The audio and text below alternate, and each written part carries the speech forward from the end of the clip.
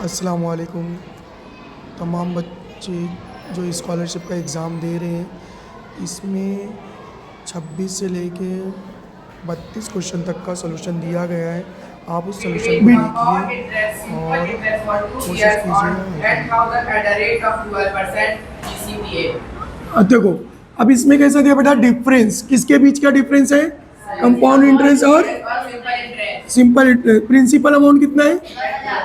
तो देखो इसके अंदर ना प्रिंसिपल अमाउंट 10,000 और compound interest minus simple interest.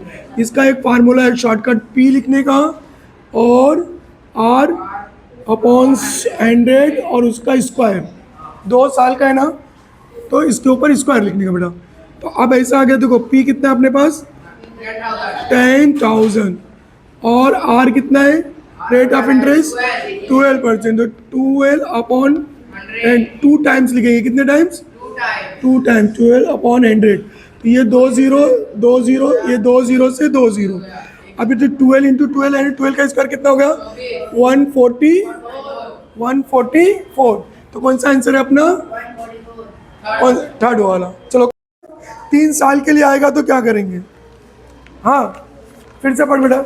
Find the difference between compound interest, simple interest for 2 years on 10,000 at the rate of 12% TCPA। देखो अब ये सेम क्वेश्चन को अगर ना 2 साल की जगह पे 3 साल दे दे तो आपको कौन सा इयर्स का आ गया?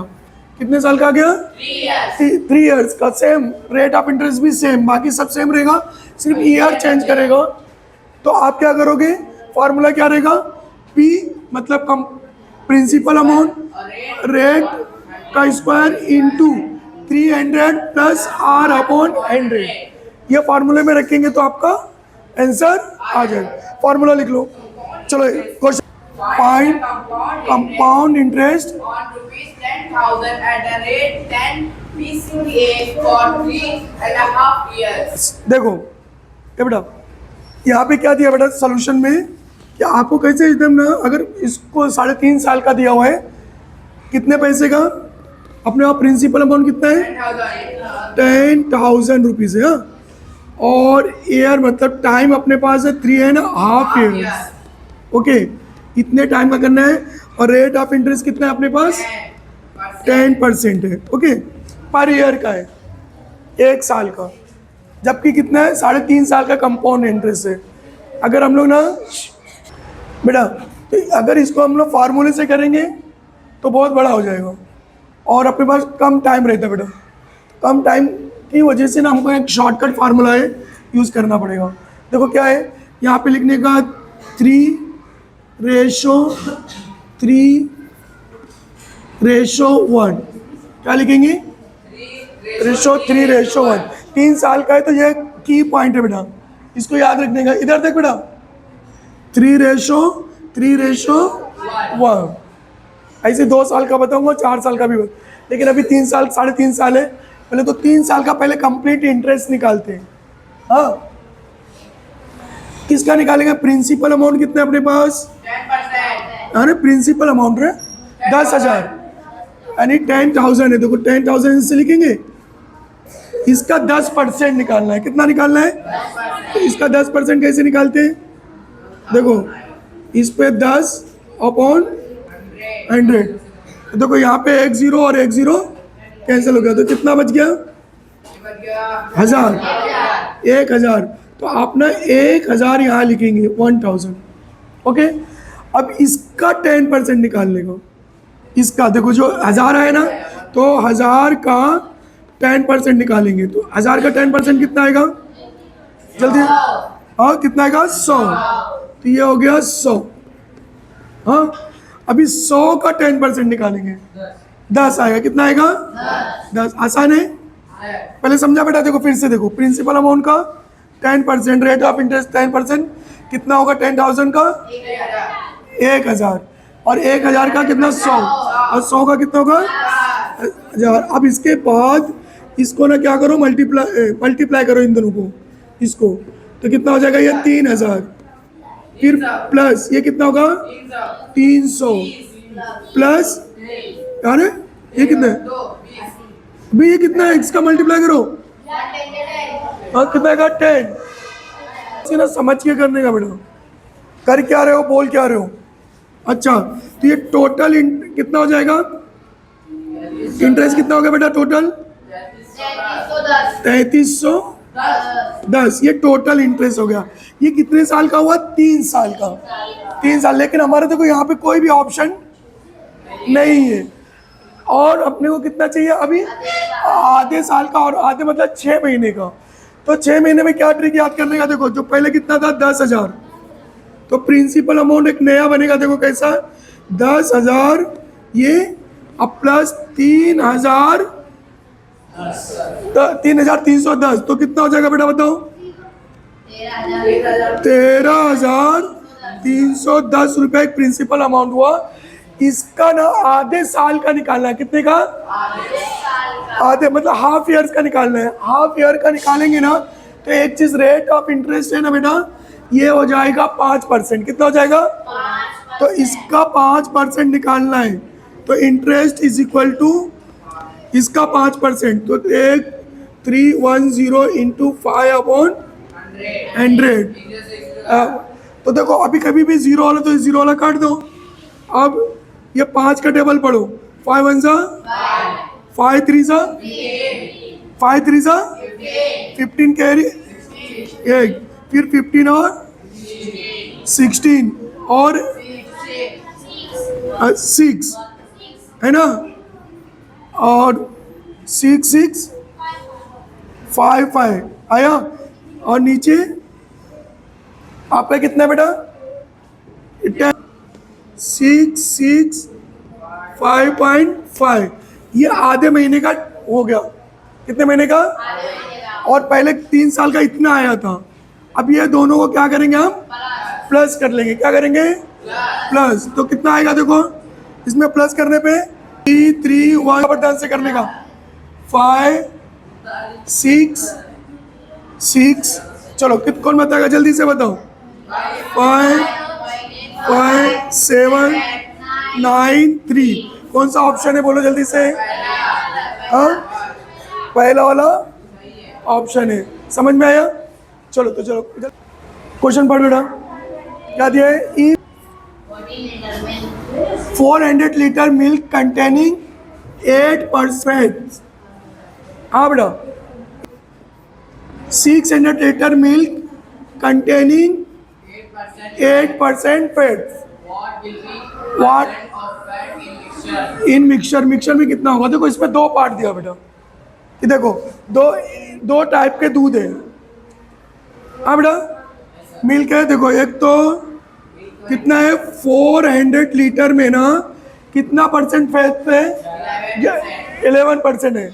तो 400 का 11% कितना होगा, ये 2 0 गया तो कितना होगा 44 लीटर, मतलब ये क्या है, फैट्स है।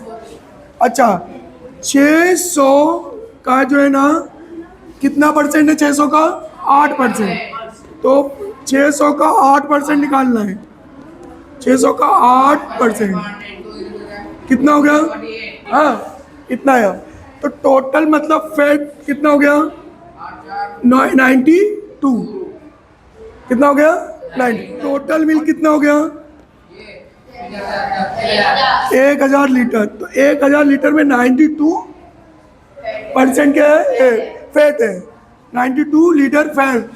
तो 2 का क्या करेंगे, परसेंटेज निकालो, 92,000 इंटू 100, ये इतना परसेंट मिक्सचर में, पूरे मिक्सचर में आएगा। तो देखो यहाँ पे 1 2 और 1 2 काटे, कितना गन 9.2, एक के बाद पॉइंट लगा देते ना, तो 9.2 इसका आंसर रहेगा। तो 9.2 की तरह बेटा सेकंड। लेकिन ये क्वेश्चन ऐसा दिया है जिसके अंदर ना 2 ऑल्टरनेटिव बेटा, 2 ऑल्टरनेटिव मतलब 2 का जवाब सही रहेगा, एक तो दूसरा है और एक और होगा जिसका मतलब होगा 9.2। तो इसमें से देखो 9.2 इसका मतलब तो है ही नहीं, तो ये ऑप्शन आपका कैंसिल हो गया।